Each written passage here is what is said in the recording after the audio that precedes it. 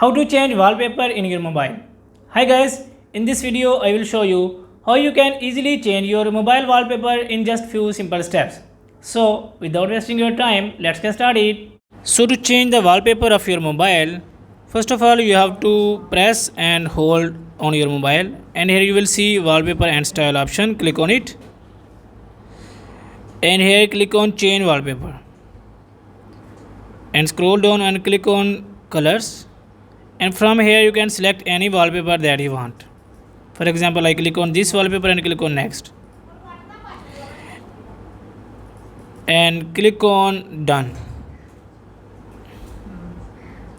So you can see I have successfully set a new wallpaper on my mobile.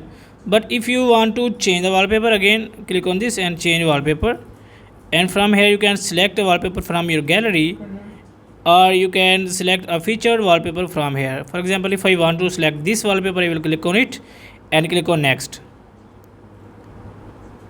and click on done. And you can see I have successfully changed the wallpaper of my mobile. So guys, in this way you can change the wallpaper of your mobile very easily. If this video is helpful for you, please like the video and subscribe to our channel. Thanks for watching.